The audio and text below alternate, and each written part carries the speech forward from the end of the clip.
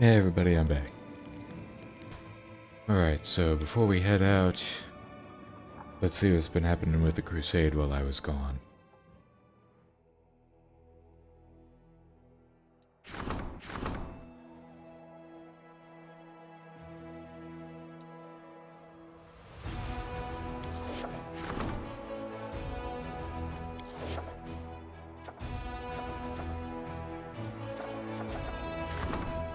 See, the Galarian slaves rescued by the commander in Aleutian era are infinitely grateful, and they are ready to get even with the demons with weapons in hand. The Sarkorian land is full of dangerous creatures and abyss-poisoned beasts. A large pack of monsters has migrated to the Crusaders' territory and made its lair somewhere in the vicinity of Dresden. They attack scouts and hinder deliveries of provisions.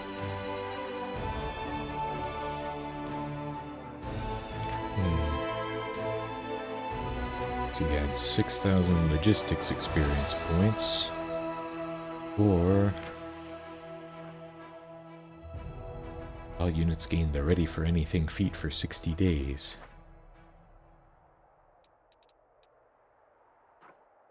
I guess we'll go with this. On the commander's orders, the soldiers will purge the beast's lair with fire and steel.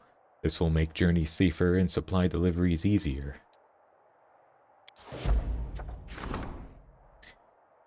The word that the branch of the last ash has been procured has spread far and wide. 3 groups of supplicants have come to Dresden to behold the relic. All of them are asking to conduct their rituals over it, but only one can obtain this right.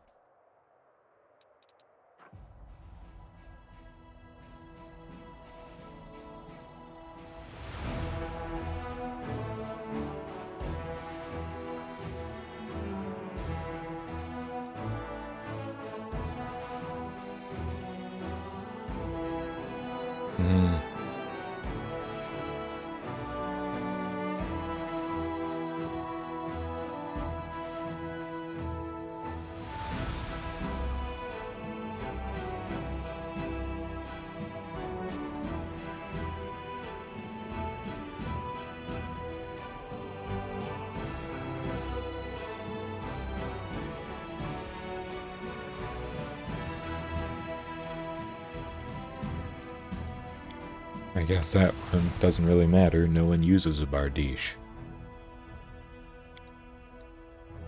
The Khalid's triumph, the legend comes true, the branch of the last ash has returned to the world to herald the defeat of the demons. They prayed over the last ash so that their dead ancestors could share their joy.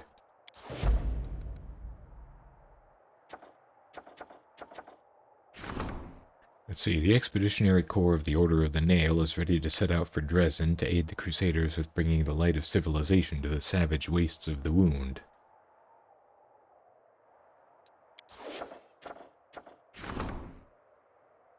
Financing the Crusade.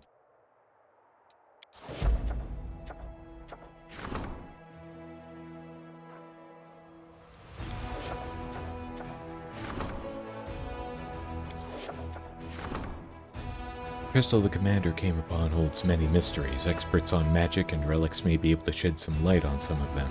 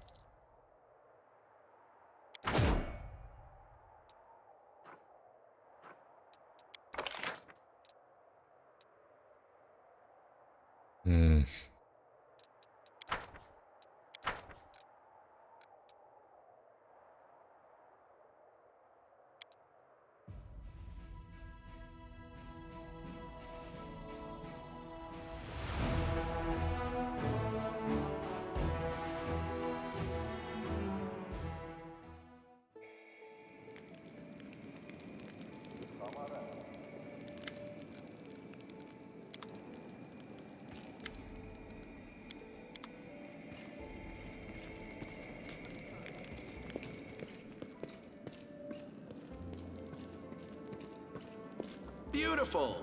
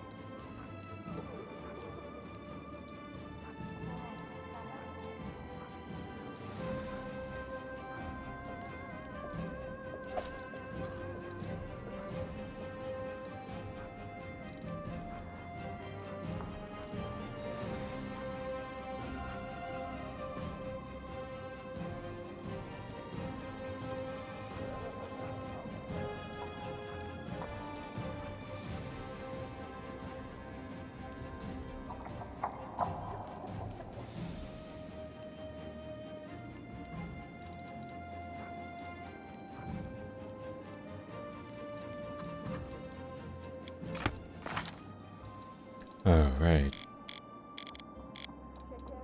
Everybody else got a level and some mythic levels.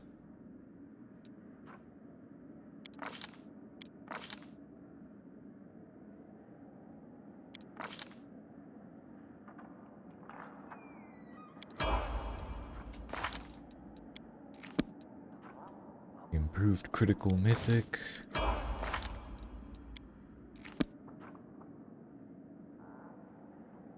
Armor training. Double slice. Your offhand weapon while dual wielding strikes with greater power. Add your strength bonus to damage rolls made with your offhand weapon.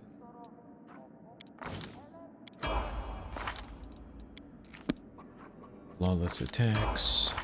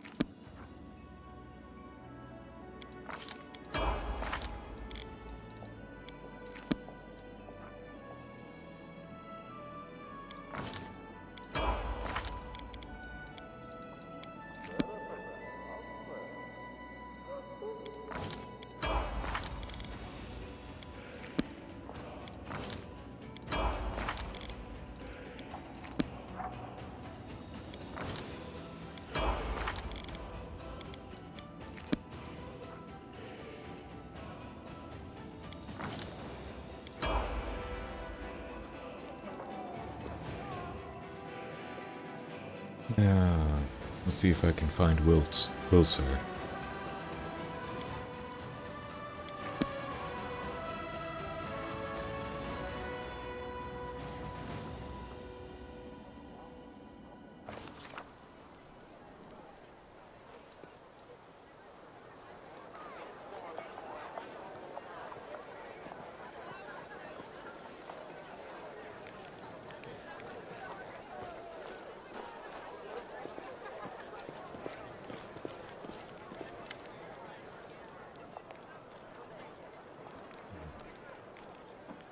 what an unexpected surprise. The commander himself came back from the abyss to lend us a hand. You were gone for a long time, but we never gave up on our commander. Look at this knick-knack we made. One of the soldiers was good with a knife and carved it from a block of wood, and another, a wizard, enchanted it. We let it travel from one pair of hands to another every night, and each soldier that held it prayed for your soul, no matter which god they believe in. The priest says their prayers have been heard, and this little trinket is now holy. You did come back, so please take it. This is a gift from us all. Thank you, Wilson. Commander figurine.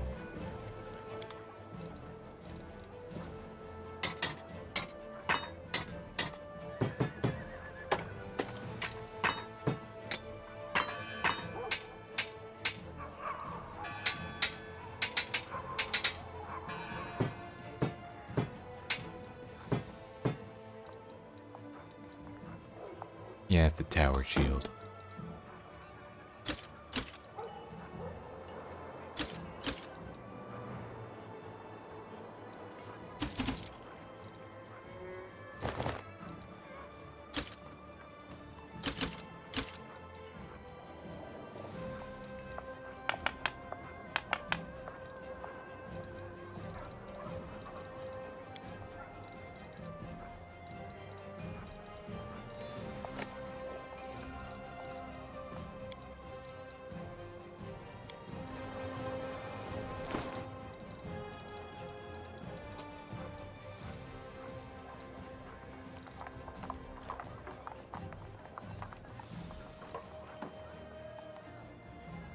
A small wooden figurine made in your image. This gift was presented to you by the quartermaster Wilser Garms on behalf of the soldiers of Dresden, each of whom prayed over the figure, hoping for your success. Slightly reduces abyssal corruption.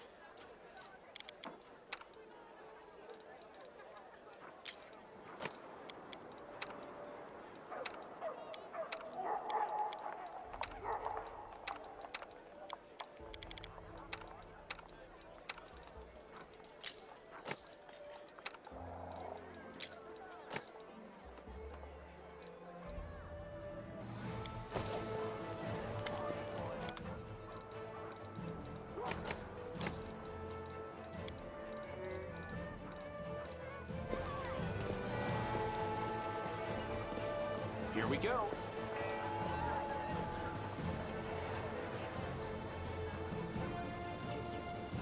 Right, well, before we head out, let's take a rest.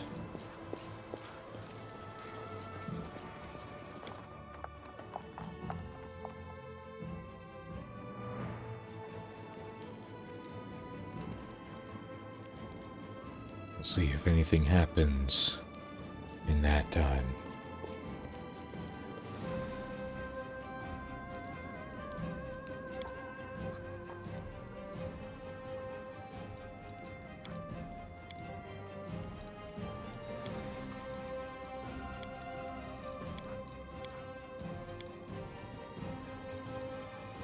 Demon girl, I need you to kiss me. This is motivated by scientific rather than romantic interest. Just let me get my chronometer and we can begin. You're insane! What are you planning to measure? The time it takes for me to kill you with a kiss? Don't ever ask me to do anything like that ever again.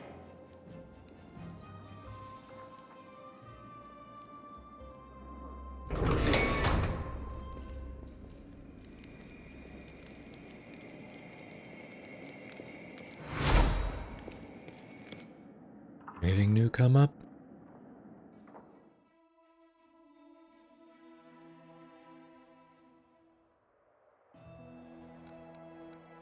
Nope.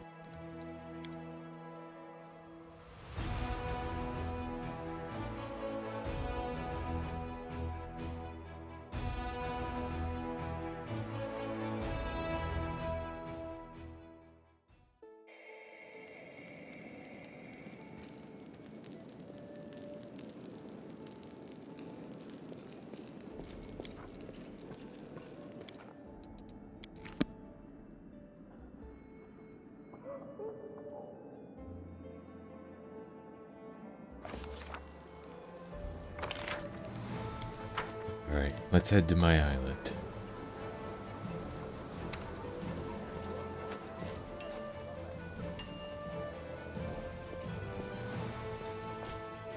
Wait a minute.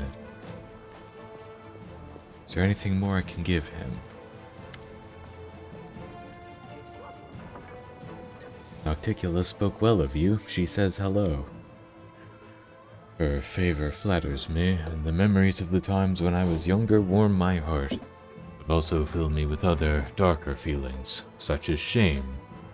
It's sad to remember how foolish and self-satisfied I was back then, how much I enjoyed the fear and respect of the spawn of the abyss surrounding me, how completely I belonged to the Lady in Shadow, who charmed me the moment we met. In those days I was different.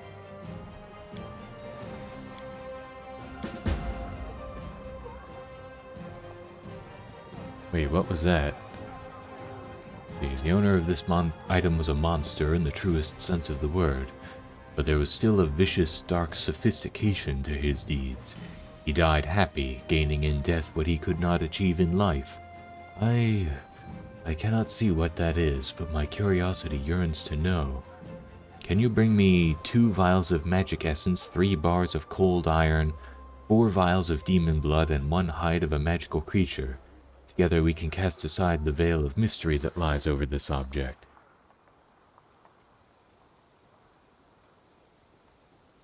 So 2 vials of magic essence, 3 bars of cold iron, 4 vials of demon blood, and 1 hide of a magical creature.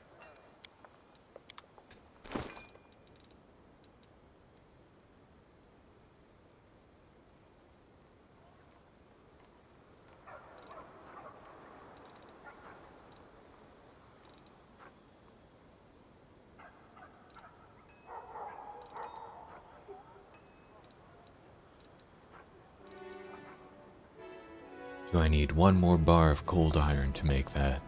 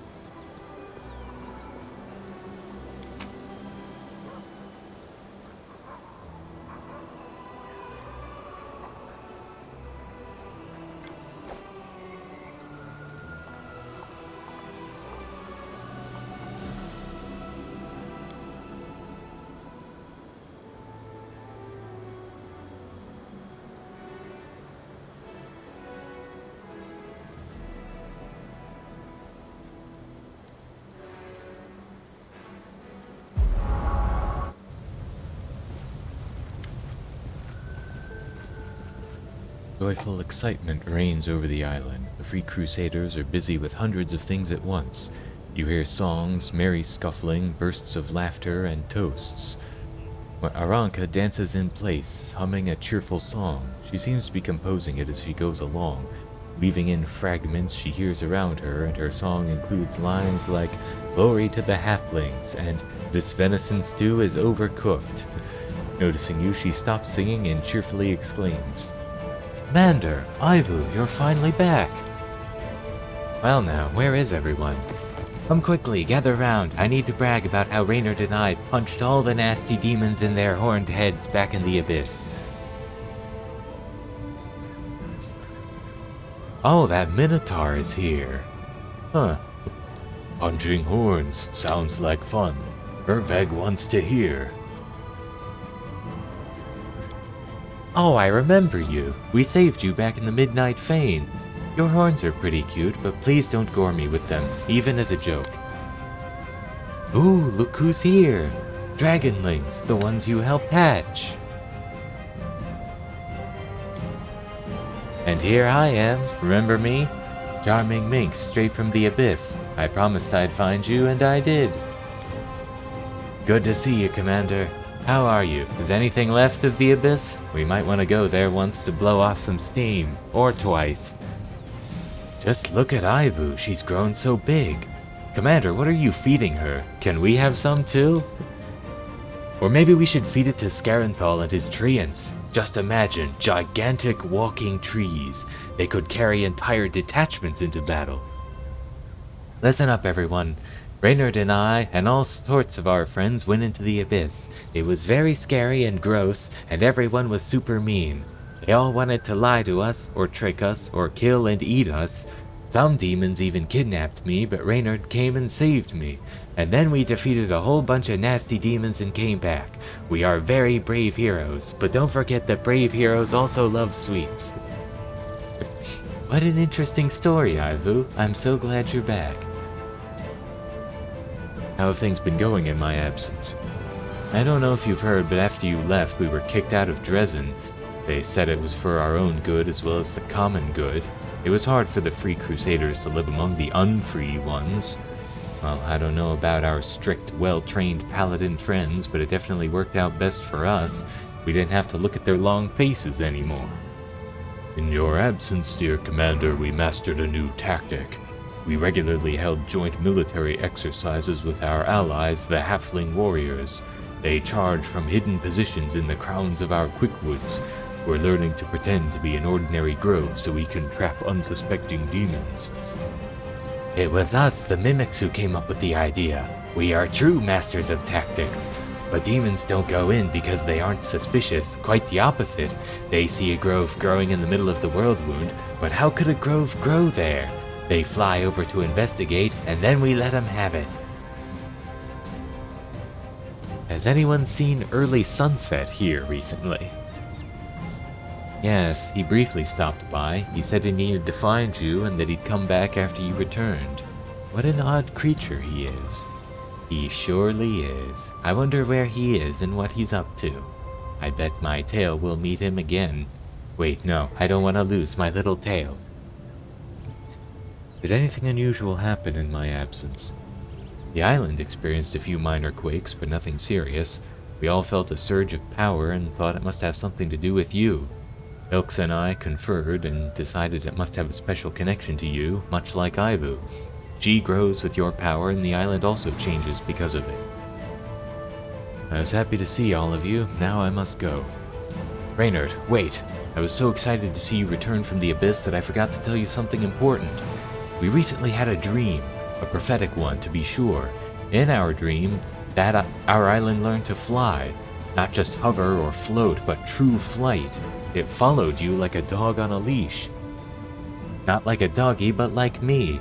By the way, having your own little dragon is way better than having your own flying island. But having both an island and a dragon is even better, no? And it's very convenient if you ask me.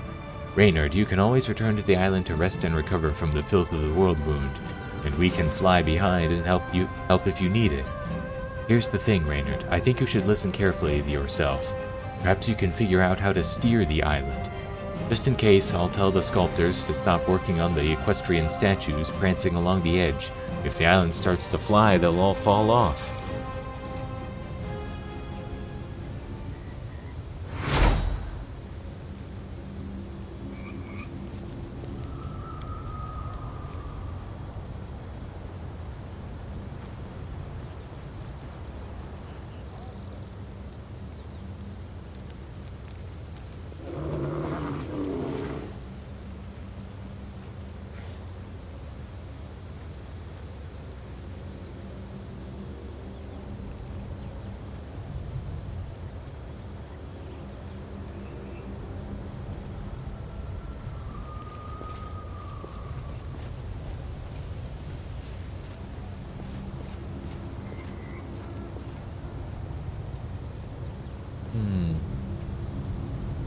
Where's that Minotaur, then?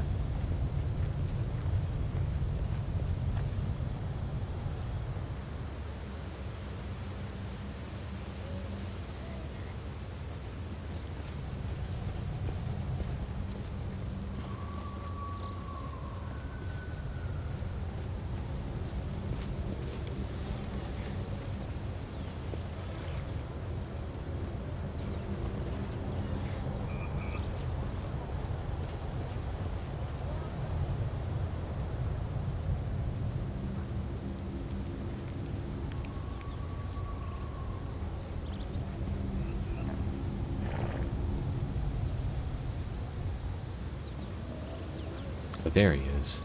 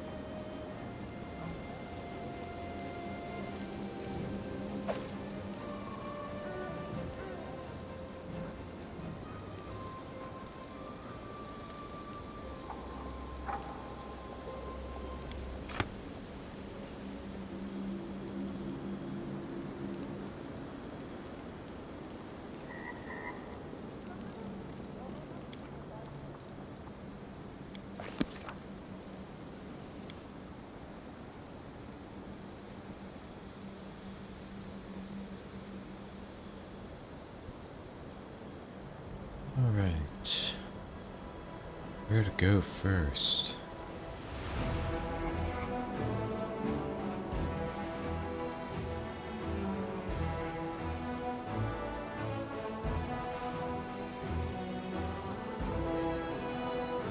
Let's go back here.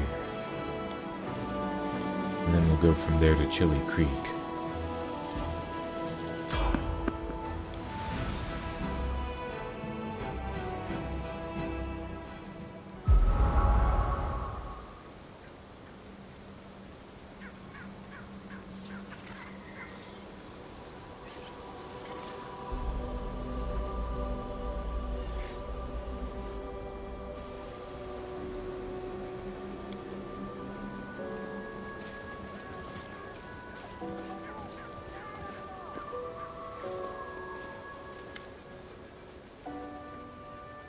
Slowly, barely moving, a formless figure shuffles toward you. When it finally draws near, you realize it's Chief Saul. But the state of him, the wound has desiccated him, drained him of his last vestiges of strength. His clothes are caked in blood, his eyes are glazed and rolling in his head, and black saliva trickles from his limply gaping mouth. Saul, what are you doing here? Commander, to Dresden. Going to Dresden. Need to gather. Rescue. You're alone? Where are the other mongrels? Shava Malek. His lair. They're all there. Do you know where Savamalek's lair is? There. We're going back. You need help immediately. Thank you. Commander. The commander. Need to get to Dresden. There. We'll talk there.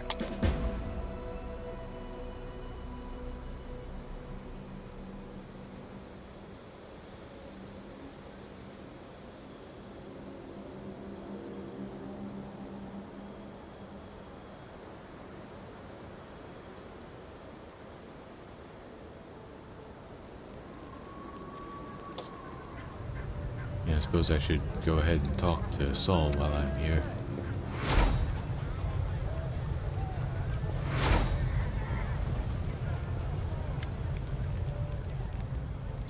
Saul is looking better, his wounds have been bandaged, his gaze is more lucid, and yet he's still not the same peaceful old man you left in Dresden.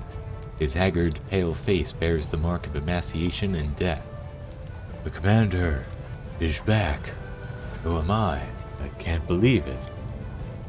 You must be charmed or something. I bet Savamalek thinks you must have died long ago, but here you are wheezing away. Come on then, tell us what happened. We need to hurry. What happened to the mongrels while I was gone? At first, nothing unusual. We were just living our lives, but then the whole tribe got stricken with something. It was like a disease. Your arms shake, your legs shake. It tears you from the inside. Nobody knew anything about it.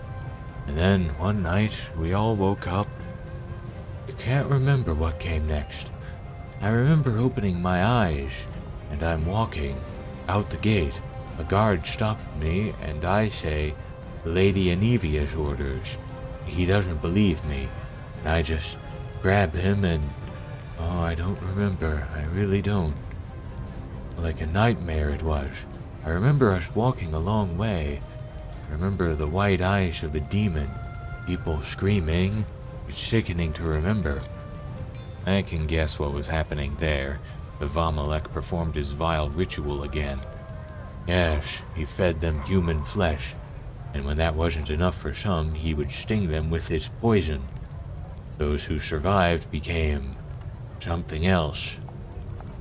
Why were you wandering alone in the wound? I'm old, weak, good for nothing, not even for being a demon's slave. They poured blood down my throat, and still, I couldn't get the power all our tribesmen got. So the demon just said, "Be gone, carrion, let the wound kill you, you're on your last legs all the same." Useless I am. No, you're not useless. Savamalek underestimated you, but you beat him. You survived, and you made the journey back. All I could ever wish for is to be half as tough as you are, Saul. Do you remember where Savamalek is holed up? Yes, There were ruins, valley of temples, he called them. He said something about a city hanging over a rift, an ancient city. The City of Eyes. It's a funny coincidence that we need to go there anyway. Well, it's not much of a surprise, really. The demons are either cowards or idiots. So that's probably why Savamalek is sticking close to Eyes, so he can turn tail and run back to his friends if things get ugly. How are you feeling? I'm done, Commander. My service is over. He said his poison makes us stronger, but my body can't take it. My time is short. If only I could know that my tribe will return, then I could lie down and die in peace. I'll bring your people back, trust me. We will. Chief, I've sworn to destroy Savamalek no matter what it takes, and I'll keep my word. Maybe you can't. Maybe there's no bringing them back anymore. Whoever's poisoned is poisoned forever. But seeing them before I go, even like that, would be a blessing. Hey now, the commander has already promised you that we'll get everyone back. Don't make him reconsider. And don't you go dying on us before we get back, you hear? I can handle it.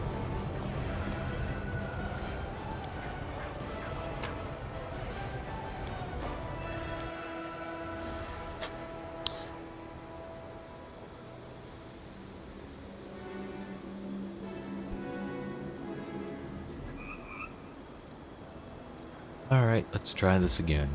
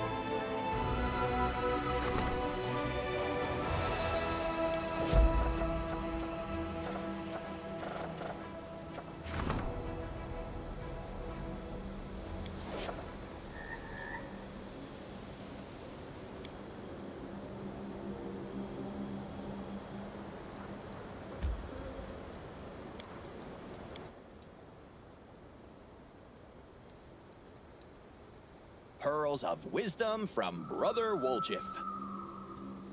When you're on a job, don't go wearing a big sweeping cloak. When you're sneaking about the house, you'll knock over every trinket like an idiot.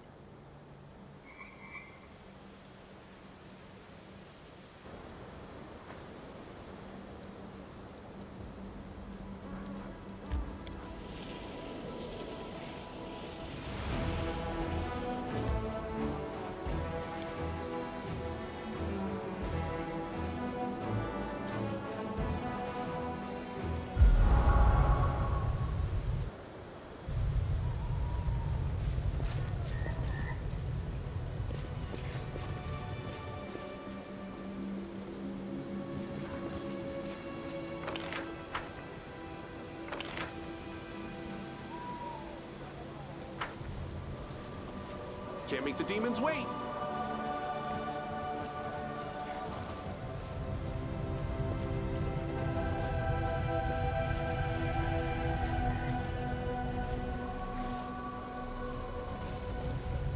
Wait, so did he move to Dresden then?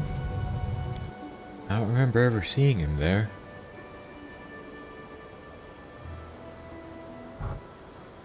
Well, let's go to Chili Creek.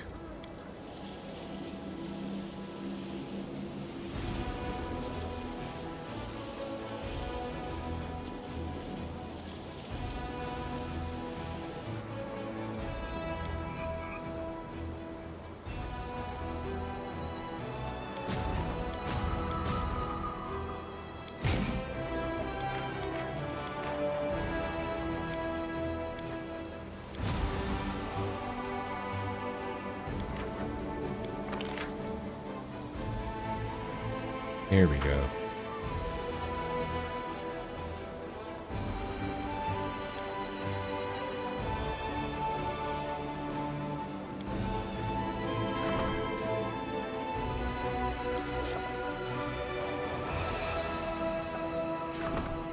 Soldiers who lost their comrades along with their will to live have founded the so-called Dead Men's Club. They leave Dresden to die in battle as heroes and deal as much damage to the enemy as they can in the process. Unfortunately, these actions ruin their officers' plans and undermine discipline within the ranks. Ban the club. Crusade morale increases by 25. Encourage the club. Removes 5% of recruited units. All enemy units receive the Wounded feat for 2 days. Use the dead men as a trap for the demons. Removes 5% of recruited units and unlocks the ambush ritual. Let Ember talk to the warriors. Removes 5% of recruited units. Crusade morale increases by 50. I guess we'll go with that. Ember talked to the soldiers and convinced them that death was inevitable and could often be pointless and sudden, but these warriors were given a chance to die for a reason. The soldiers were inspired by her words and decided not to expedite their deaths. As for those who persisted in their desire to fall with honor, she did not try to stop them.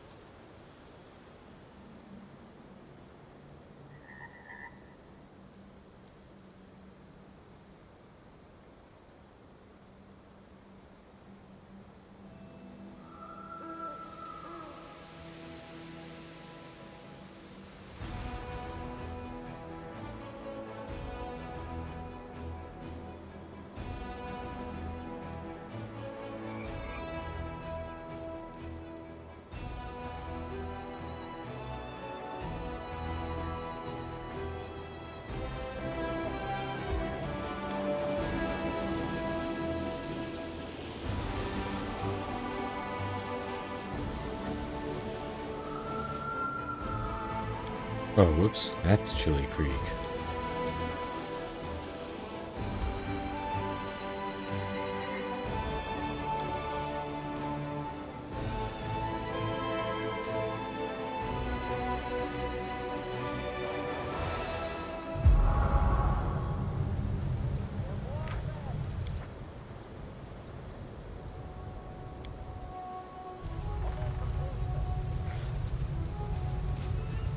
Beautiful.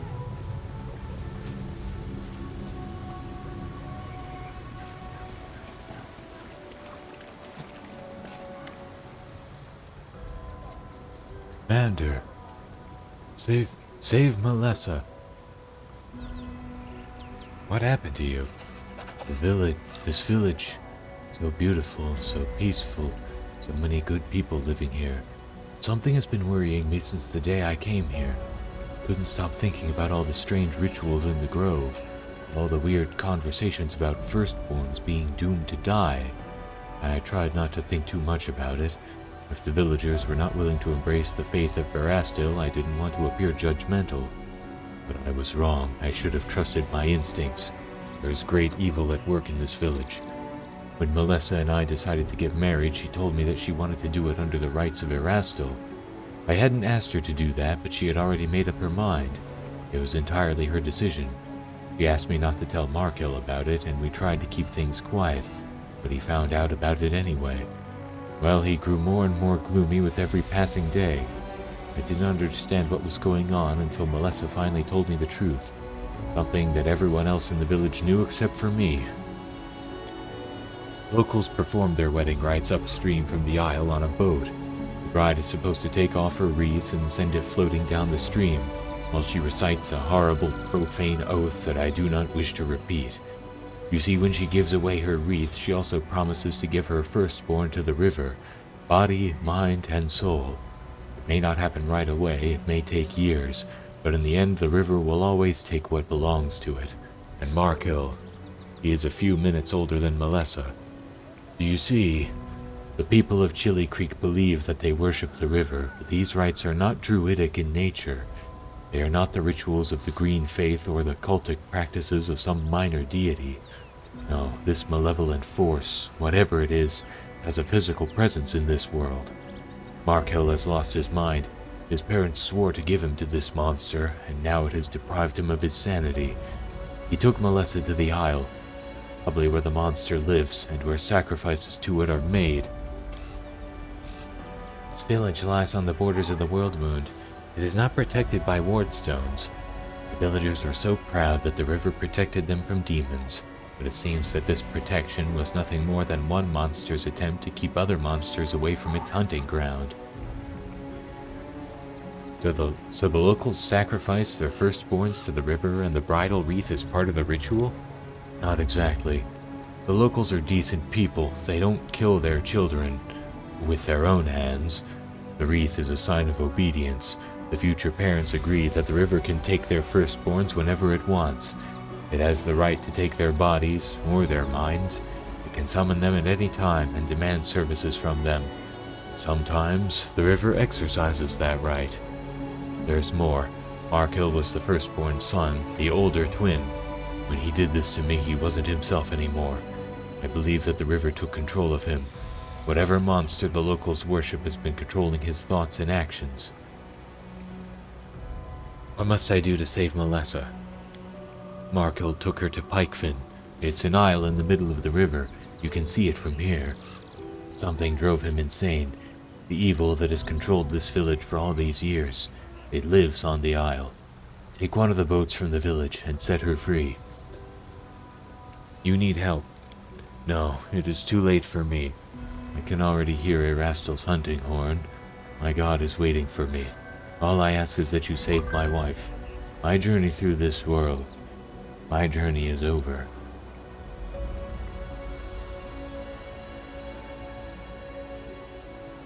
Farewell, Jarnog. Rest in peace.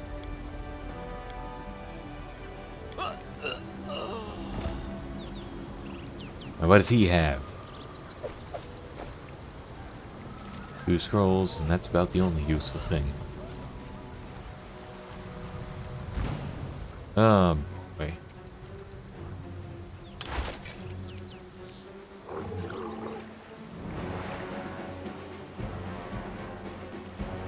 What happens if I click this in the middle of combat? Oh cool, it does that automatically.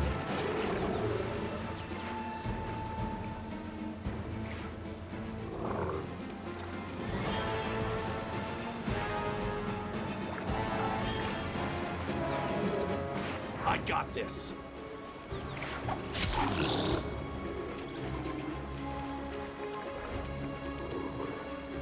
Cover me, all right?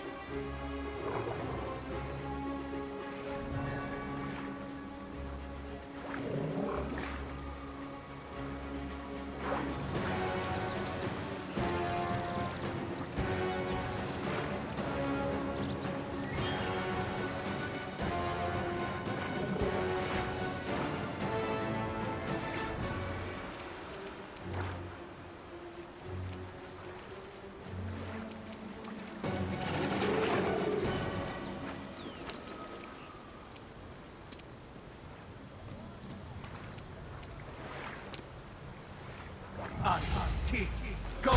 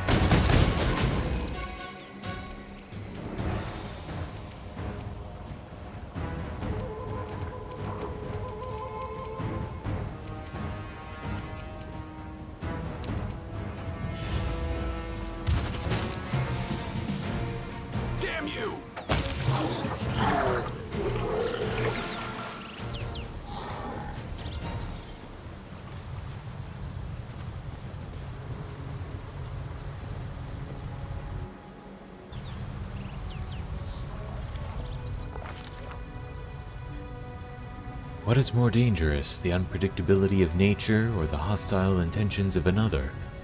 The malevolent force hiding on this isle is as wild, volatile, and ruthless as the natural world, but it also has a cunning intelligence, a devious and vindictive desire to keep away unwanted visitors. As soon as the commander reaches for the oars, the water around the boat turns into a thick sheet of ice that freezes the vessel in place. What will the commander do now?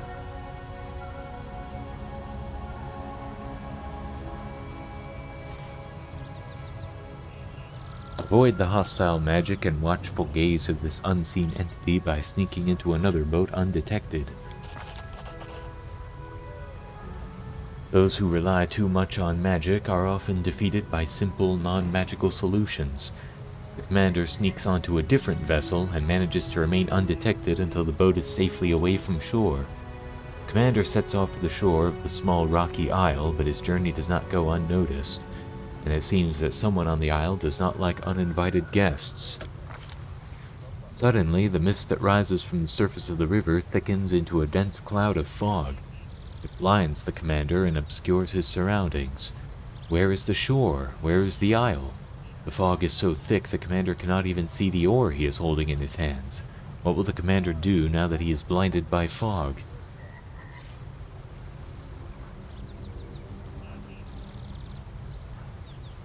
Close his eyes. It is time to navigate by sound rather than by sight. The sound of running water, the splash of a fish, the wind rustling through the branches of the forest, the sound of a bird chirping on a shore far away, all of these sounds paint a picture in the commander's mind that no fog can hide. A light breeze slowly begins to dissipate the cloud of fog. The boat is headed straight towards the island. It will not be long before the commander reaches the black rocky shore of the Pikefin. The rocky isle is desolate and bare. Blue-gray lichen and a few sparse straggling weeds are all that survive on its black rocky shore. Further inland, the entrance to a cave gapes open like a toothless mouth. Suddenly, a violent gust of wind sweeps out from the entrance of the cave toward the river. The water, which was calm only moments ago, begins to swell into massive foaming waves that threaten to smash the boat into the boulders along the coast. How will the commander reach the shore?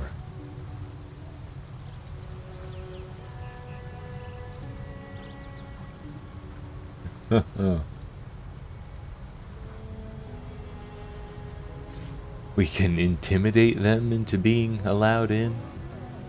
Call out to the unseen force that cast the spell and demand to be allowed onto the isle.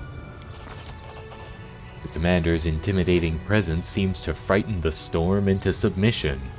The wind grows calm and the waves subside. He steers the boat down the river toward the isle and disembarks without any further complications.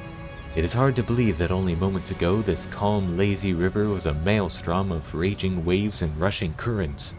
The air is still and peaceful. The howling gales and roaring winds have completely subsided. Awesome. We intimidated a storm. The isle looks calm, but so did the river. Looks can be deceiving. The lichen-covered black boulders along the shore do not look like they have ever been disturbed. It would be easy to assume this isle is uninhabited. There are no bones or traces of any rituals. But after moving further inland, the commander sees Markill's boat. It has been carefully pulled up onto the shore beyond the reach of the waves. Noises can be heard from within the cave ahead. There's a shrill, angry voice followed by the sound of a woman's scream.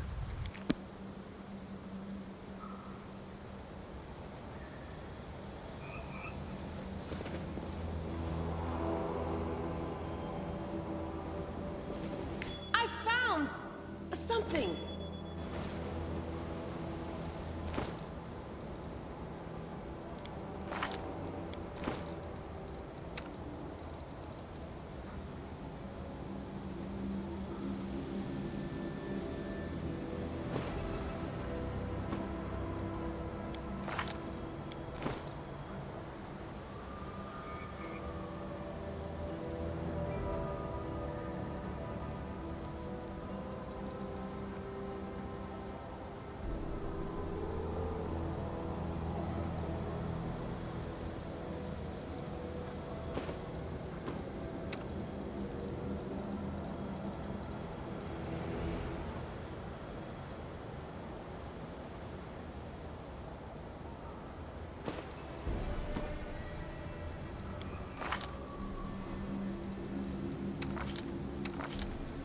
Yeah, she's still better at stealth, but he's still better at trickery. Ask nicely. Pretty good, aren't I?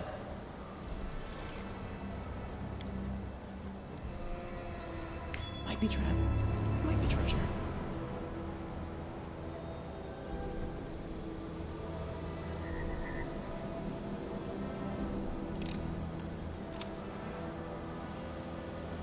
My tail is twitching. Must be a sign.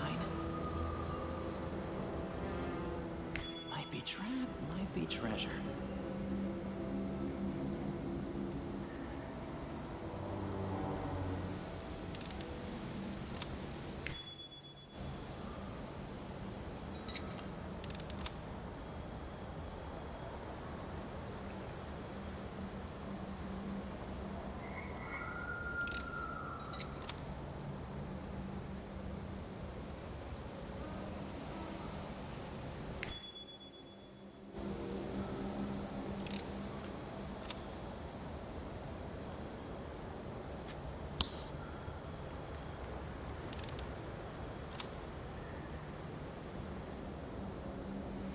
My tail is twitching. Must be a sign.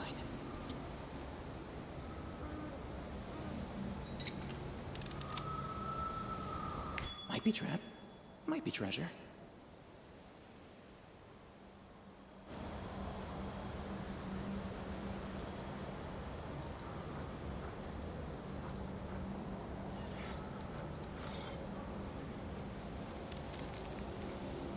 Yeah, I can probably just send Struggles Arushali to never deal with that cease. one. There. My tail is restless.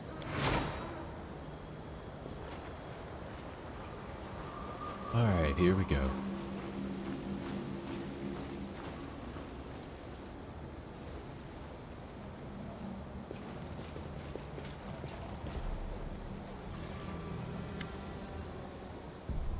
The cave is cold and dark, the ground is covered in fog, and an icy current of air flows towards you from the depths of the cave. Water drips from the ceiling, and dim lanterns cast grotesque shadows on the walls. All these years we've been worshipping three of you? All our prayers to the icy rill, all our sacrifices, oh gods and our children, it's been you the whole time. Melissa is huddled in a corner, clasping a withered wreath of grass and flowers to her chest. She looks like she's been crying. Standing in front of her are three horrifying old hags. Markill sits at their feet like a faithful dog. And what's so wrong with us, child? We did not wish to bring any harm to you or your brother, but unfortunately you have not given us what we are owed. Deliver to the river what is rightfully hers, and both of you can leave in peace. You're always too soft, Lavixia. Do what you're told, lass. Hand over that wreath or face the consequences. You won't escape us. You can run, but you can't hide from old Lethinda. Loreda, Lavixia, my sisters, do you hear me? Do you know that what is destined to happen must happen? Look who has arrived. This is the one whose face was revealed to us in the dark waters. He's arrived already. Well, that is a surprise. We dislike uninvited guests, but you are clearly strong, agile, and smart. We appreciate those qualities in a person. Very well, since you're here, you might as well come in. Melissa, are you alright? Commander, Erastil be praised. Those things drove Markill crazy and made him kill my husband. I don't understand what they want. Please save us. So you praise the old stag now, ungrateful child. Who has kept you fed and protected you from every danger? Did your mother worship the old hunter? How about your grandmother or her grandmother before her? Did they offer him praise? I think not. Markill, what's wrong with you? He is absolutely fine. He is a good boy, an obedient boy. He respects his elders, never talks back, and has respect for his mother river. Isn't that so? Help me. Save my sister from me. The river will take The river will always takes what belongs to her. Who are you? Who are we? Perhaps we are the waves on the river or the fish in the deep. Perhaps we are the mist on the water. Are we solid ice or a raging storm? Why do you ask the question when you already know the answer? Haven't we already met between the two shores? My sister is wise, but she likes to speak in riddles. We are the three maidens of the river, generous to those on the water and revered by those on the land. We fill nets with fish, we keep the filth of the abyss away from our people, and we ask for very little in exchange. Ungrateful mortals, we do everything for them, and what do we get in return? Nothing. Instead of being thankful for our protection, these ingrates have started praying to some old bowman. Real live hags. And you are actively practicing magic. How fascinating. Listen, there's something I need to ask. Why do you always gather in groups of 3? The numbers have their magic and we have our numbers. 2 has a magic of its own. A pair of lovers, a mother and a daughter, or a teacher and a student. 4 make a crowd that's too close to 5. Bah! No one can really cast spells in groups of 5. 3 is the most powerful number in the world. Sets of 3 are everywhere you look. Everything in the world is either solid like ice, liquid like water, or fleeting like fog. Every event was, or is, or will be. Every person is either here, or there, or nowhere. The most powerful spells are woven when there are 3. What a curious explanation, but it contains a number of logical and factual flaws. Did you know that there are more than 3 states of matter? Take plasma, for example. I managed to isolate it once. I even held it in my hands, though not very long. By the way, did you know you can determine the severity of your burns by... If you know all the answers, then why are you asking us questions? Stop your foolish prattle, it bores us. So you've been deceiving the villagers. They think they worship the river. They have no clue they're actually offering sacrifices to 3 hags. Is this deceit? They pray to the river. Are we not the embodiment of the river? They make sacrifices. Do we not accept them? And when they ask for help, do we not help? Well, that's gratitude for you. Mortals.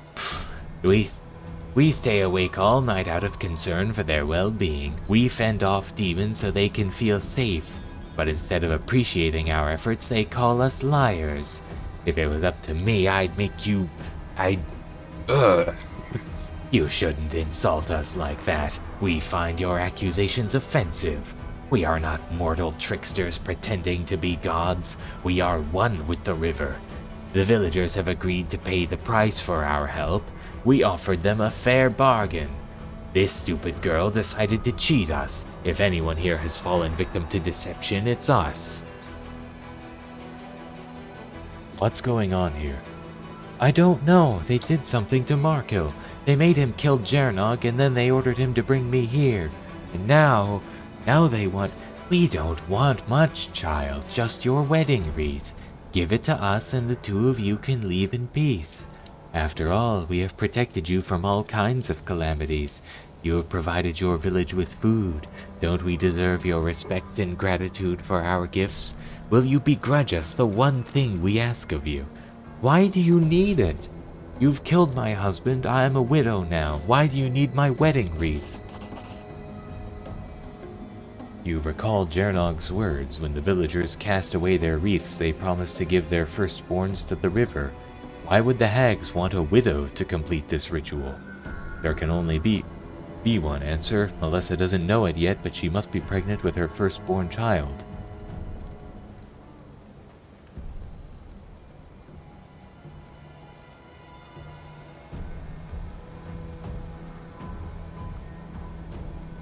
Melissa, you are with child. If you give them your wreath, you'll be giving away your child as well. What? So that's what this is all about. That is why you dragged me here. You didn't want the wreath, you wanted what it represents. You killed the man I loved and now you want to take my child away from me too? Never. I will not let that happen. So that means you are the reason I killed my brother-in-law. Thanks to me, my niece will never know her father. And now you want to take this child from her mother. I won't let that happen. I won't allow it. Wait, what's going on? Are you trying to rebel against us, boy? Don't forget you will belong to us for as long as you live. You cannot get rid of us no matter how hard you try. We just have to say the word and you will be under our control. Markill grabs a stone from the cave floor and attacks the hag. You hear a disgusting crunching sound as Markill smashes the rock into the hag's arm. The hag shrieks and lashes out at the man, dealing him a powerful blow that causes him to fall to the floor unconscious. Kill them, sisters. No one leaves this place alive.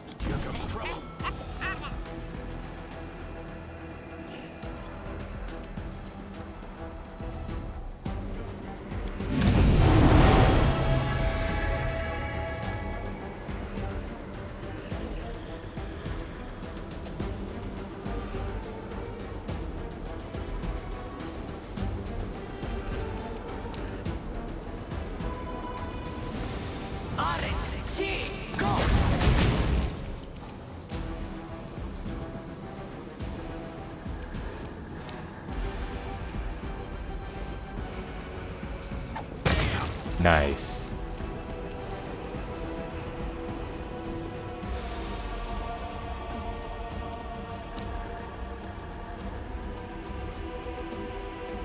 Better not, I might hit her too. I'll do that.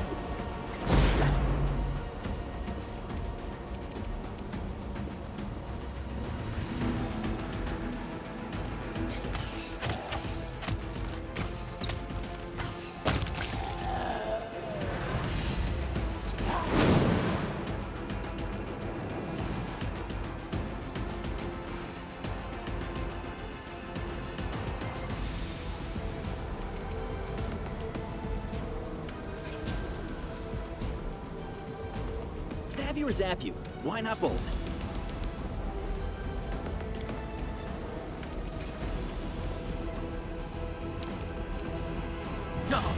Hey, hold up.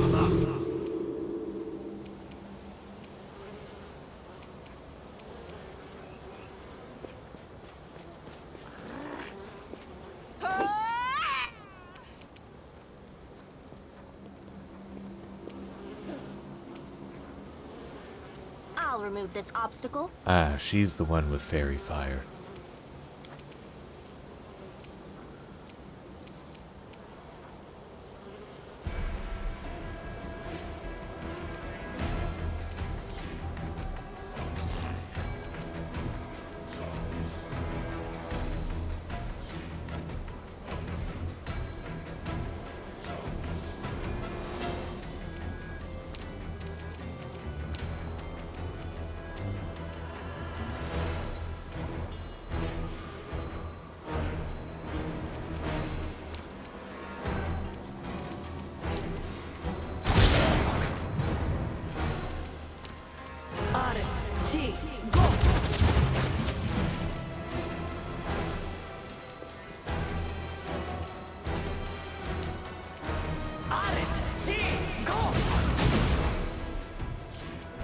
Are you still here?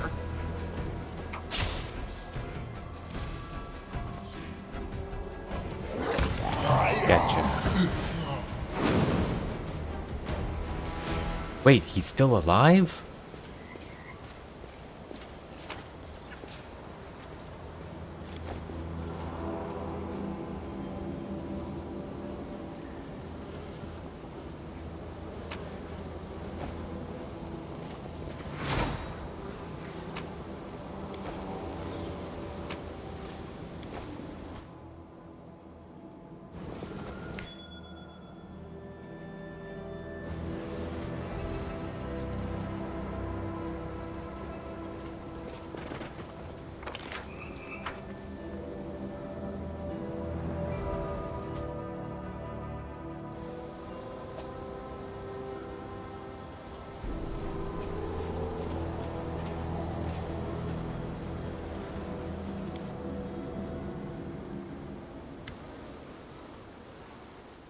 Thank you for saving us from those monsters. I didn't think I was going to survive. Markill, and thought I'd lost him forever. Sister, forgive me. I have no excuse for my actions. It's not your fault, I guess. Those hags were controlling your mind, weren't they?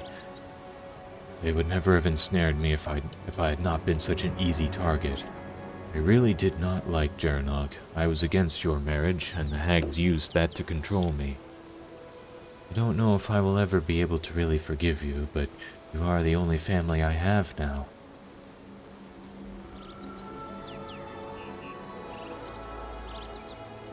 What are the two of you going to do next?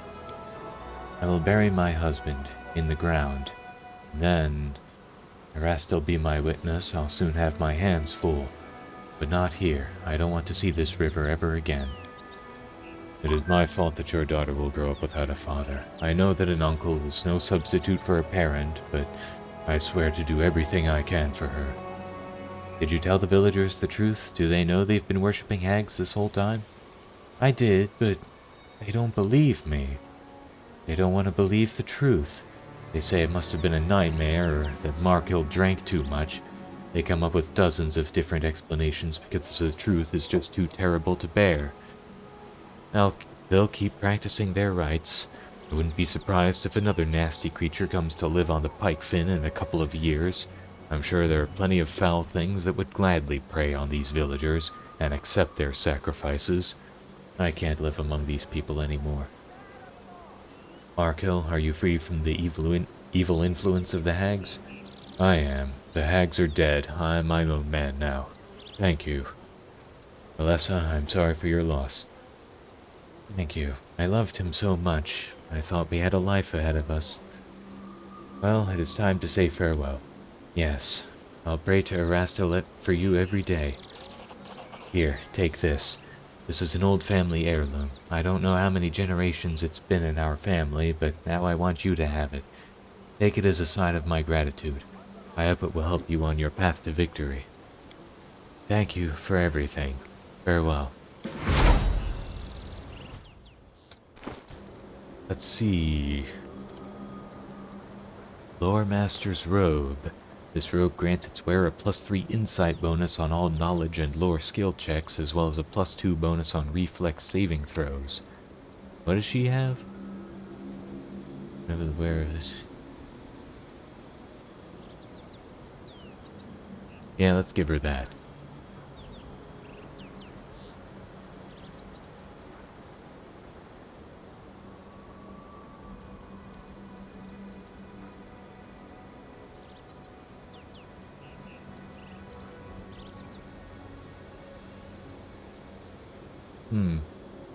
Not sure why that interferes with that. Oh well.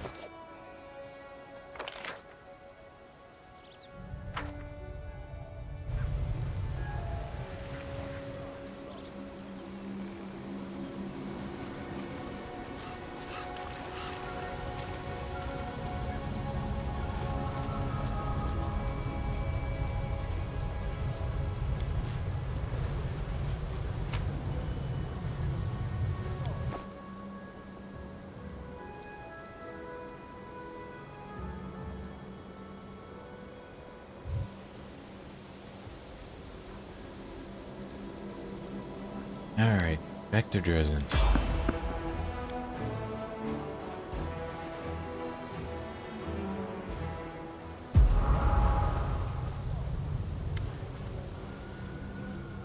Brothers, sisters, I'm having a vision.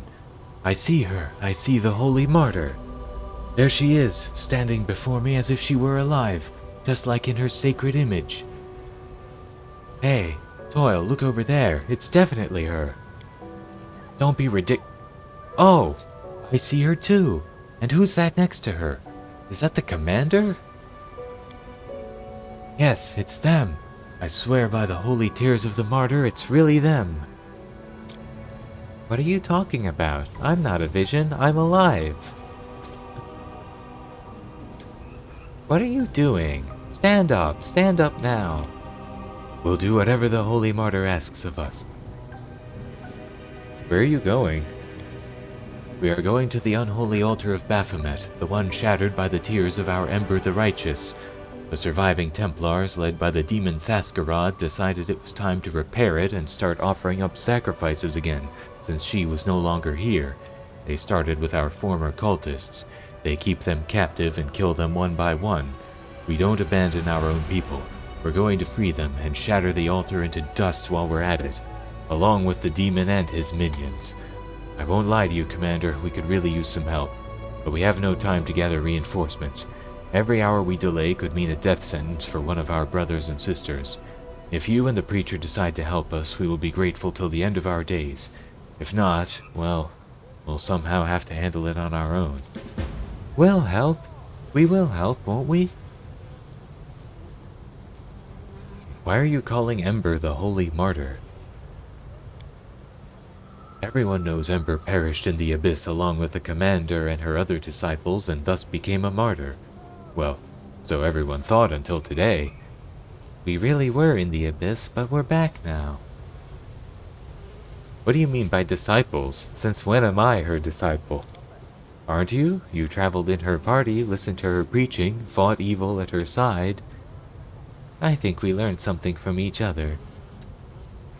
What happened to your horns? I broke them off. I'm a human, not a demon. No matter what they say, I am human. Were you called a demon because you're a tiefling? Being a tiefling is only half of the problem. The real problem is this: the more evil you do in your life, the less good is expected of you. If you stole yesterday, you will also steal tomorrow. Isn't that fair? But if everyone treats you like garbage, all you can ever be is garbage. What other choice do you have? And if a thief has horns on their head, well, everyone knows what that means. They're a demon. What else could they be? I used to rob and kill, got convicted, sentenced to hard labor, escaped, and started over. I thought there was no other path for me. If honest people refuse to accept me, I don't owe them anything. I've done too much evil to try to repent. I've lived like a demon in the abyss, nothing but evil in my past and my future. And then I ran into these guys.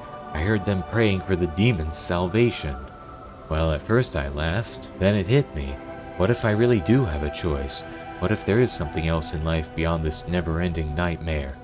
I spoke with those who'd seen Ember in the flesh, listened to them recite her sermons from memory, and then I broke off my horns, and with that I broke away from my former life. Thank you for coming back. I am really happy for you, for all of you. It is I who must thank you. You brought me back from the abyss. You've brought me back to humanity. No, we haven't even met before. How could I be to thank for you changing your life? Maybe my words helped a little, but you did the most important part yourself. A familiar story. That's the thief's life for you. Once you're in, you ain't never getting out again. But you're no slouch. Maybe if you'd ended up with Sister Charisma instead of these losers, you could have been turned into a respectable person. Thiefling, are you? I didn't drag myself out of the dumpster just to wind up with those crooks. Back in the colony, I used to keep your lot away from me, with my fists if I had to, and now that holds doubly true. I wouldn't squat to take a piss in the same field as your kind. Turta, what are you doing here? You spared me before, though I deserved nothing but death. After that, I vowed to dedicate the life you gave me to spread the teachings of our little preacher among the people. Fortunately, I was not alone.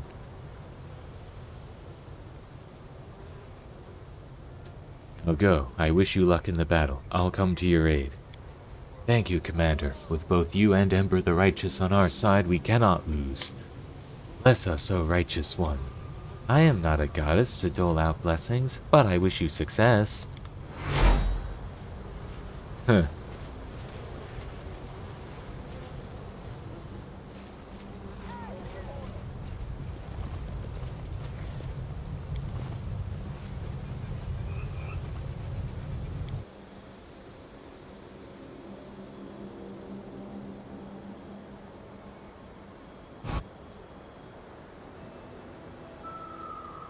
Alright, let's see what's happened while I was gone.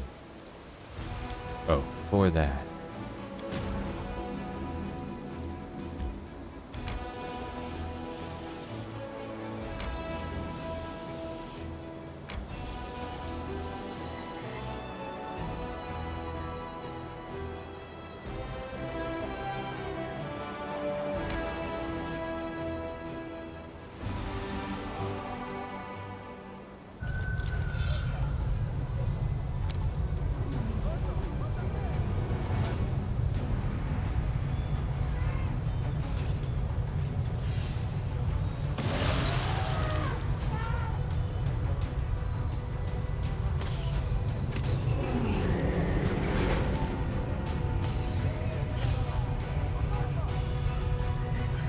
Oops, I forgot to split the stacks.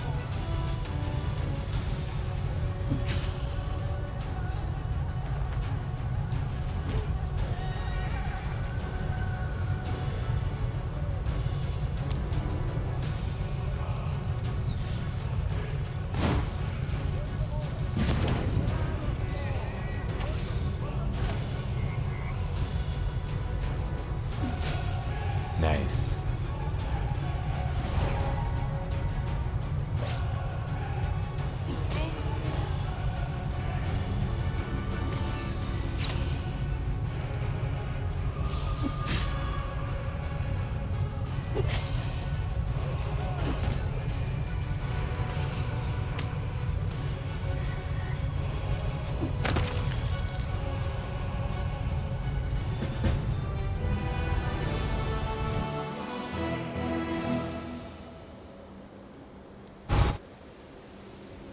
The Crusaders are not the only ones fighting against the World Wound. After searching the encampment, the soldiers concluded that it was set up by a group of mammoth lords that consisted of the representatives of different clans.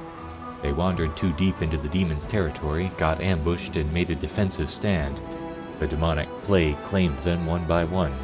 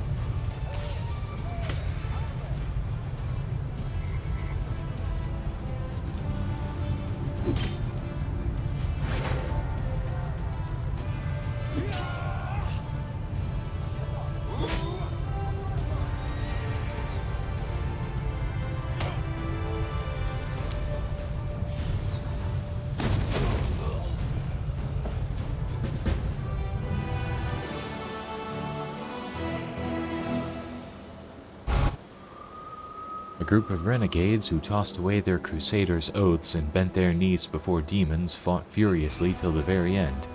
They knew that there would be no mercy for them. Nearby, the soldiers have found a rich gold mine packed with slaves. That's what demons use to buy the loyalty of former Iomedes warriors. A hole in the ground full of shiny metal. Before I forget again,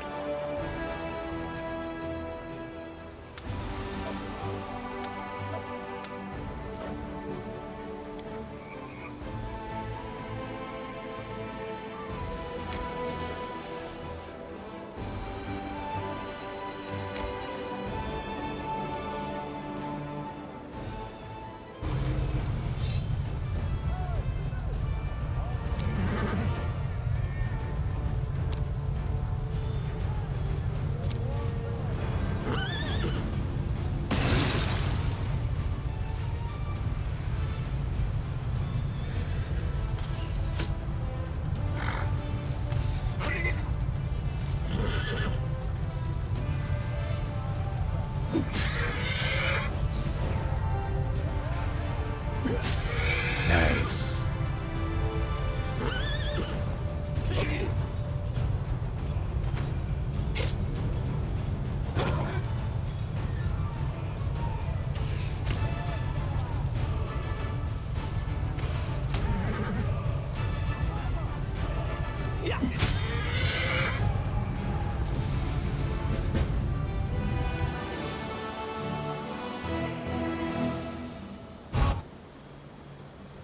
Having dumped the plagued corpses in a heap, the Crusaders pour oil on them generously and set them ablaze.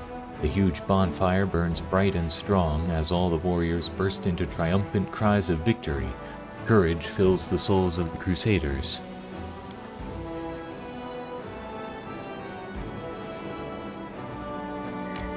Let's see if I can take this.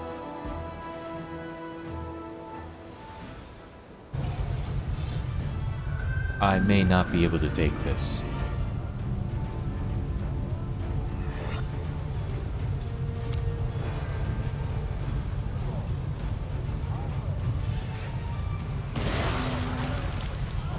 might be able to take this.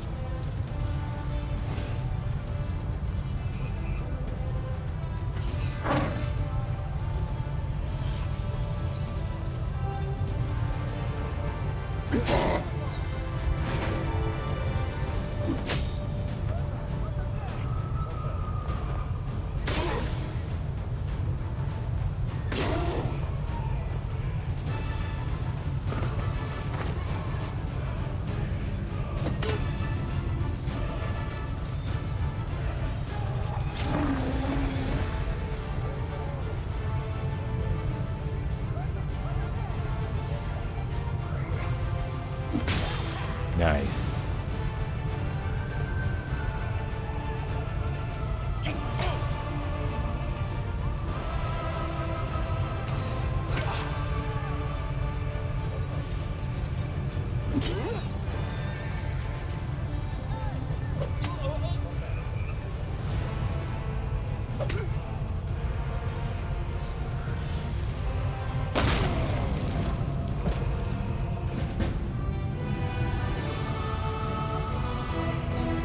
Well, shit.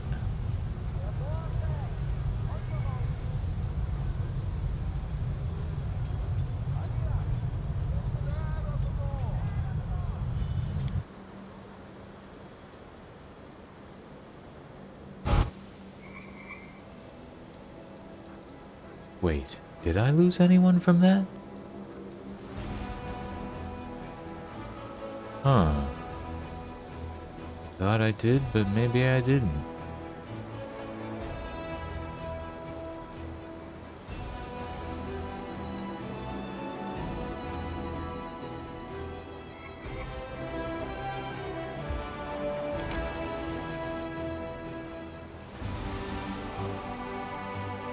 Okay, back to Dresden. Let's see what's happened while I was gone.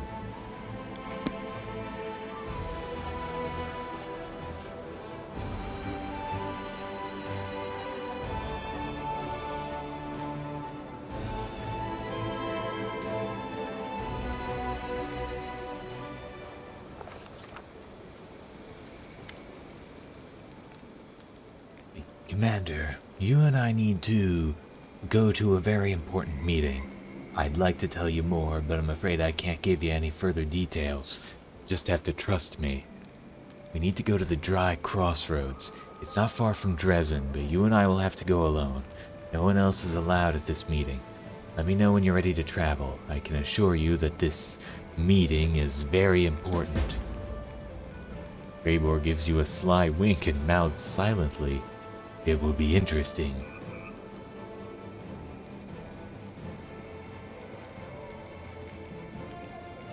What is this meeting about? I can't tell you that, you'll just have to trust me. This is a matter of great importance. Greybor coughs loudly into his fist, and his fingers swiftly form a series of gestures used by thieves, assassins, and other silent hunters. Its message is clear. Danger, arm yourself. I think it's time for us to leave. Yes, I think so, Commander. It will be a long trip, but I'll try to keep you entertained with small talk. The dwarf's eyes shine with anticipation. His cryptic smile speaks volumes. There's clearly something he wants to tell you. Oh, you again. I'm a bit surprised to see you here. Lady Kanomi doesn't look nearly as confident or bold as before. Commander, what a blessing it is to have you back. Mendev is in need of your help. There's been a revolt in Neurosian. The disgruntled nobles are completely out of control. They proclaimed the Royal Council dissolved and arrested several of its members. Many politicians were accused of collaborating with the demons. Some were executed, others were torn apart by the crowd. The first treasurer has fled. There's fighting in the streets between mercenaries hired by the aristocrats and the guard, who is loyal to the Royal Council. Dresden has received letters from the insurgents as well as from the loyal servants of the crown requesting your support. But both the Royal Council and I have faith that you will elect to defend the legitimate authority. This faith is not misplaced, is it? Lady Kanomi regards you with a devotion you've never seen in her before. If the powerful have gone mad and are spilling blood in the streets, there is only one force that can stop them, the Church. We'll appeal to the clerics to intervene in this conflict. Their voices will be heard. Why would we bother saving the Royal Council? So it can keep pushing us around? I propose we publicly support the nobles. If a few esteemed elders were to depart from the council, it wouldn't be a terrible loss for the nation. The politicians have neglected their duty, but maybe the soldiers won't. There's gotta be some honest generals left in Mendev. We'll ask them to bring their troops to the capital and put an end to the unrest. I know a thiefling, Zarsi. She's from the River Kingdoms. She was saying something about a young state over in the Stolen Lands that managed to cobble together a proper, cohesive nation from a bunch of riffraff. Pretty slick considering how tricky it was to make them not hate each other's guts. Want to invite them to help us patch things up?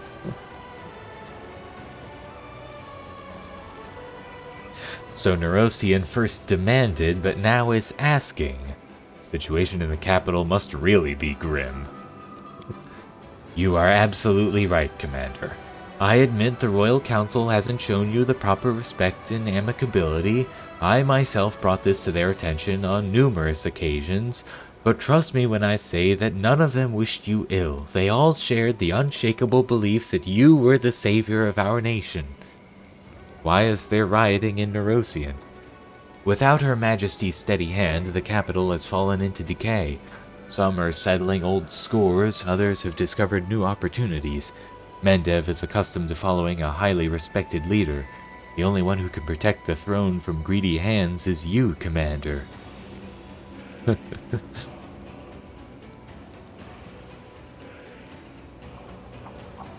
Well, this is certainly a different Lady Kanomi than I'm used to dealing with. What's the situation in the capital? The Royal Council, Her Majesty's most trusted civil servants and public officials, have long been in conflict with many powerful Mendevian aristocrats. The former had connections and influence, the latter had their family names, riches, and personal armies composed of mercenaries, sworn knights, and commoners. For many years their strife was latent and civilized, coercion, bribery, intrigue, but the nobility spotted an opportune moment. They decided to overthrow the clique of dignitaries that has usurped royal power. That is what they call the council. A series of arrests ensued, but the Royal Council found its own supporters and retaliated. Currently, numerous aristocrats are assembling their forces in the capital. The Supreme Court building now serves as the base of operations for the new Royal Council formed by the leaders of the nobility. The old Royal Council is holding Her Majesty's castle, the treasury, and the guard headquarters. Every so often skirmishes break out in the streets. Many civil servants have left their workplaces, and the townspeople are fleeing the city. The capital is paralyzed. I would like to hear the council's opinions. Of course, but I implore you, do not delay. Every minute counts. Socio, what can the church do in a situation like this? Become a living wall between the opposing sides. Call for mercy and, if necessary, warn them about heaven's wrath. People sometimes forget their conscience, and that's what clerics are for. In the end, they will remind the people that we're in the middle of a holy war. And who do you think called the shots in the Royal Council before, my good Sir Cleric? Its leaders, the Paladin and the Inquisitor. In other words, the pious people, just like the ones you want to ask for help. Darren, why should we support the nobility? They will form a new Royal Council. It's certainly possible that they'll end up being exactly the same, hypocrites, bores, and schemers. But firstly, it will be a new, refreshing set of hypocrites, bores, and schemers. And secondly, they will remember who it was who helped them rise to power, and won't demand at every turn that we kiss their banner. So we're just gonna support the insurgents, and bring even more havoc to Mendev. I get the feeling that the next parade in our honor should be held by the demons. We're doing all the work for them. You are mistaken if you think that those nobles will be better than the Royal Council. They at least knew the boundaries that had been set by the Queen, but a band of nobles who seized supreme power will believe that they are entitled to anything. Lan, can we count on the military leaders to help us? A bureaucrat's oath is a little different from a soldier's oath. If the politicians have betrayed Mendev, its last hope is the army. Let the troops march into Nerosian and bring order back to the streets. That will cool everyone's heads. That is a dangerous solution. The military doesn't like to surrender what they have captured, such is the mindset of a soldier. We run the risk of establishing a military dictatorship in Mendev. Give power to the belligerents, they'll order the nation around like a company of recruits on the parade deck. Years of careful diplomatic work will go to waste. No, soldiers are inflexible, they cannot handle such delicate matters. Woljif, what was that about the River Kingdoms? Zarsi, a friend of mine, was telling me about this kingdom in the Stolen Lands, how it was made. For centuries, all kinds of rabble and outcasts were gathered there, and then this new leader appeared, and the whole mishmash became a solid nation. So it got me thinking, if they're so damn good at making different sorts see eye to eye, maybe we could put them to use here. They might butter up some folks and give others a scare, but whatever, it'll chill the hotheads, eh? Anyone who calls on foreigners to solve their country's problems is just asking for an intervention. We have no right to show Mendev's weakness to other nations. Lady Konomi, do you really expect me to support the Royal Council? Commander, neither they nor I were ever your enemies. We were doing our duty, although we may have been unwise and presumptuous on occasion, but I assure you all mistakes have been addressed. By being generous, you will only demonstrate just how wrong the capital was about you, and teach them a lesson. Wow, this is some small-time thief chatting up the judge stuff. Your Honor, I have seen the error of my ways. I was wrong, but I've learned my lesson. Please be generous. Cut the crap, we've been around. We know what those promises are worth. I've heard everything I need. Let's see. Provides Holy Relic. Robe of Angelic Prudence. This robe grants its wearer +4 enhancement bonus to Charisma and Wisdom ability scores. It also allows the wearer to cast Greater Angelic Aspect at will as a 20th level cleric. It provides Family Heirloom. Cloak of Astounding Prowess. Whenever the wearer of this Cloak of Resistance +5 lands a killing blow, all enemies in a 15-foot radius must pass a will saving throw, DC 32, or become blinded for 4 rounds. Powerful Relic Armor. Overlord's Chainmail. This +5 Mithril Chainmail grants its wearer +7 Insight bonus on Persuasion skill checks made to Intimidate. Provides Masterpiece from an Artisan from a Distant Land. Elixir of Inconceivable Transmutations of Body and Soul and also Mind. Whoever drinks this elixir will permanently gain a +2 inherent bonus to all ability scores. I feel like that was an actual item in Kingmaker. I forget who made it though, I don't remember all of the artisans' names.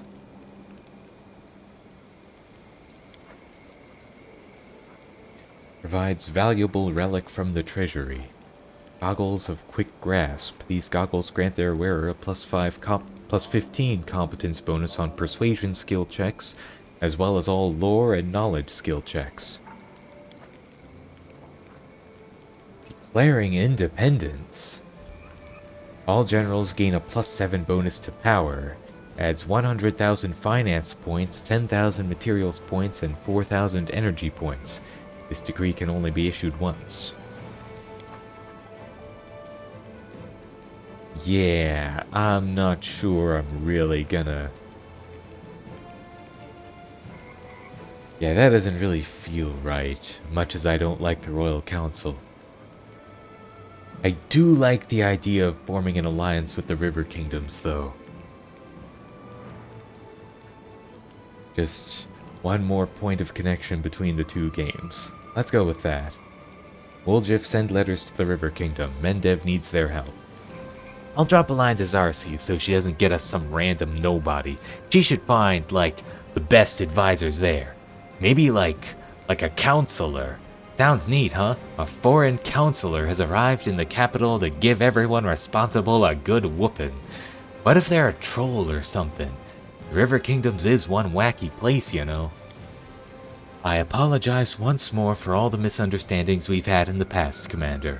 I thank you, and I won't take any more of your time. As soon as the situation in Nerosian changes, I will immediately convene the Diplomatic Council to give you a full report. Commander, glad to see you back at the head of the Military Council.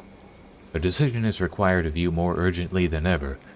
Here's the situation. We don't have an army, in the strictest sense, and the enemy is putting up much more of a fight than previously. Judging by the reports, the demons are relying less and less on the armies of their mortal servants and the power of simple blades, and more on magic and dark sorceries. We must respond in kind by bolstering our forces with expert spellcasters. I am prepared to send an order to Canabras at once, requesting the necessary reinforcements. I propose we support our army with bardic magic. Bards learn all kinds of spells in their travels, and their songs can inspire our warriors and give them the strength to fight. These demons know their vile magics, but I know something stronger than that. Power of the gods. We need some war priests in our army. Their spells will chase away the darkness and heal the wounded.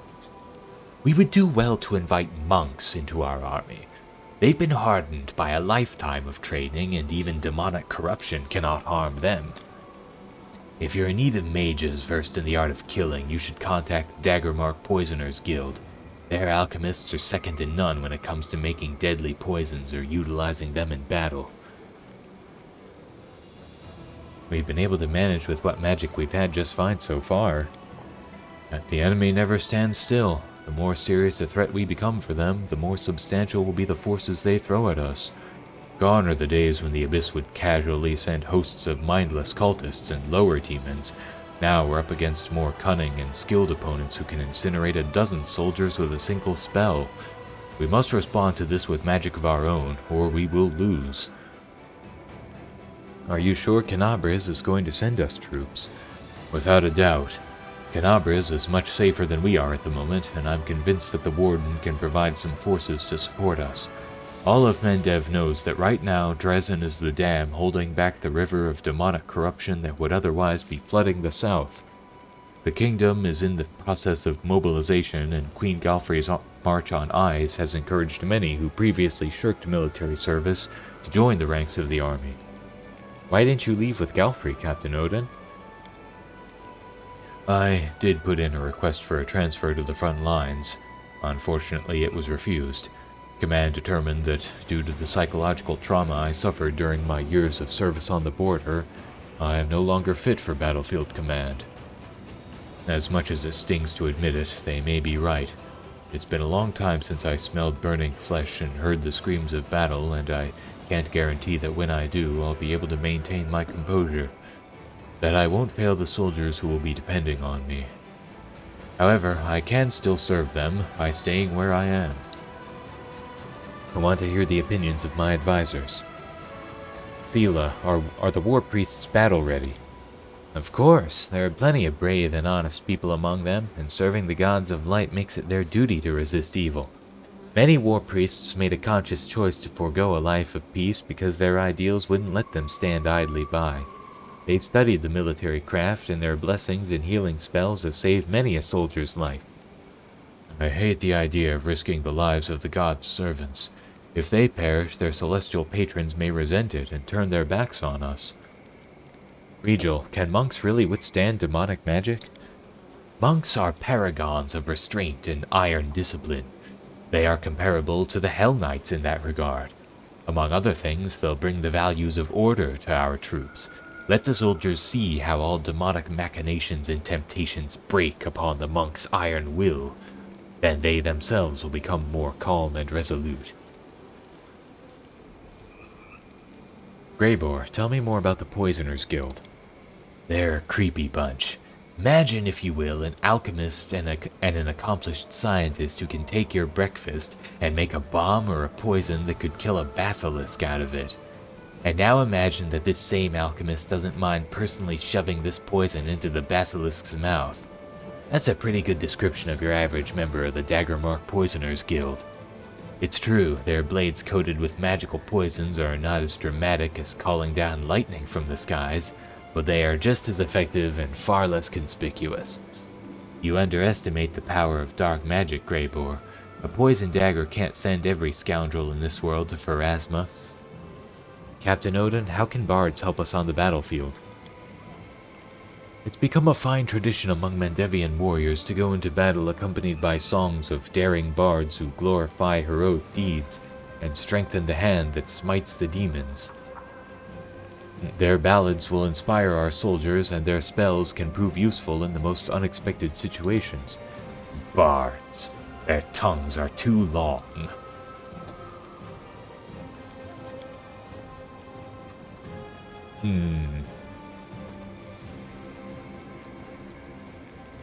Main Spellcasters Lodge provides weekly recruitment growth for war priests, spellcasters capable of healing and empowering allies. All church guards are promoted to war priests.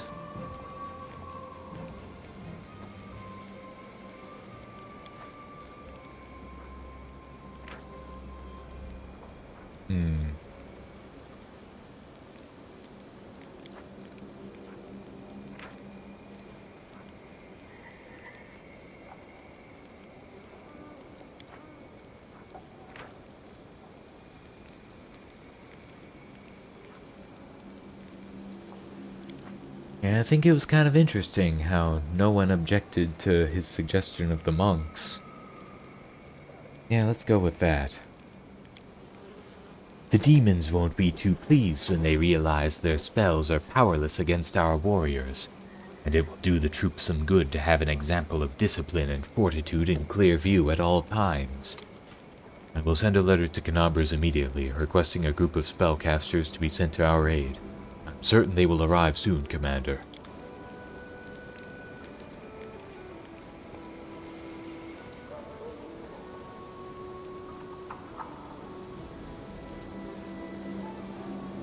Alright, let's take another rest.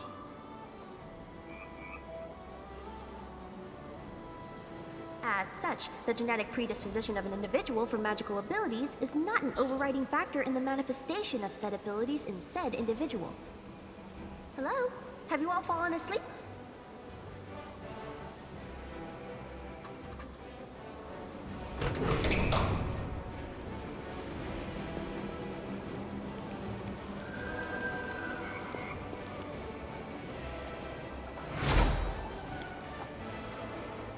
Anything new here?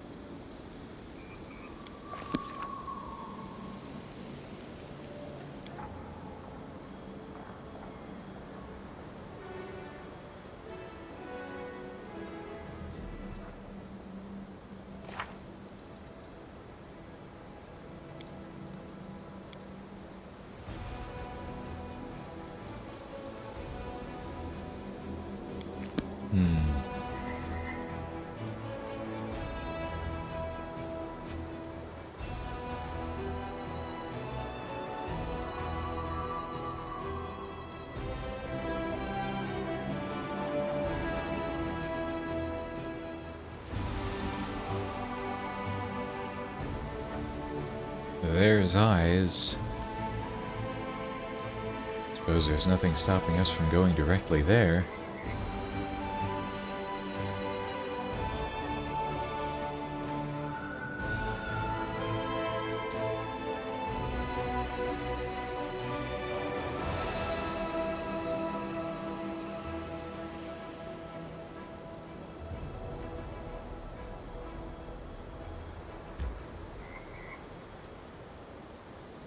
Sure, let's do that.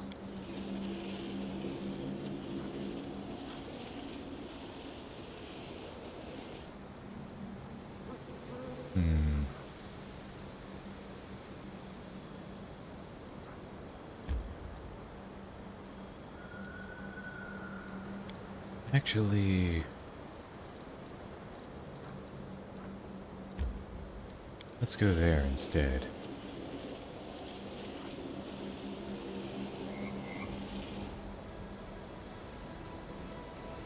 Why'd we stop?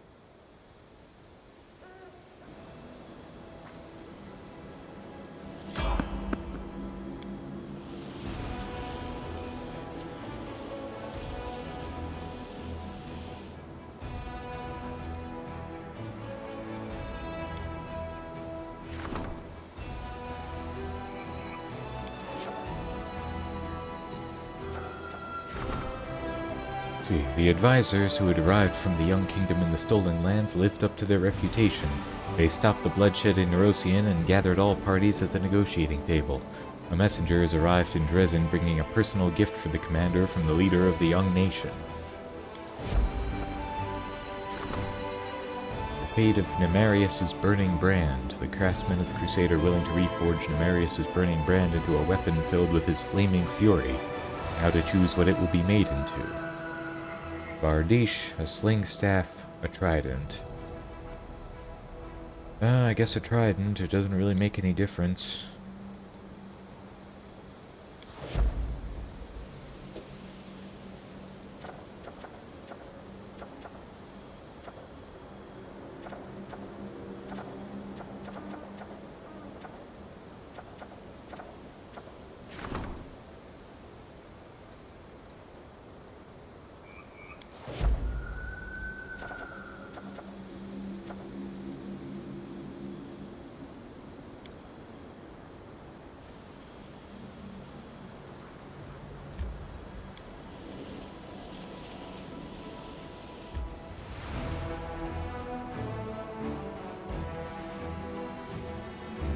Alright, well, I think I'll leave it there for now, and then come back to this later. So, thanks everybody for watching. I'll see you all again some other time.